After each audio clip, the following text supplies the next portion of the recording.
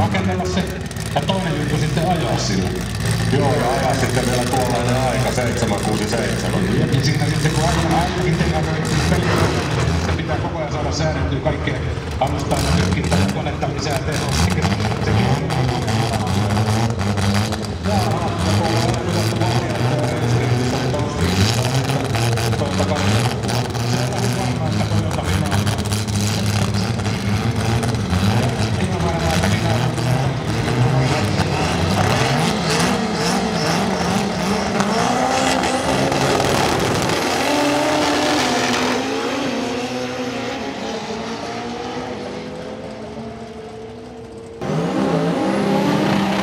edellisellä ajattelua pikkasen heikompi veto.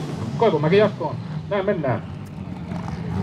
Seuraavat sankarit. Asseri Mikkola. Punainen Mustang radalle 1. Radalle 2. Juha Raitakari Toyota Carinalla. Molemmat on lajitelleet 8 sekunnin puolelle. Mikkola käsittääkseni ennätyksellään 8.439. Raitakari 8.96.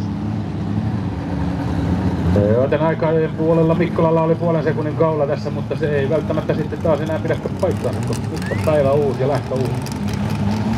Mutta auringonpaistekin on uusi. Auringonpaistekin on uusi. Minäkin olen kuin pelkkä päivänpaiste. No sitähän sä olit jo eilenkin, vaikka oli kosteet tuulikin illallakin. Kyllä. Tämä homma ratkee ihan kohta. Mikkola vastaan Raitakari. Vahtopaineen nosto.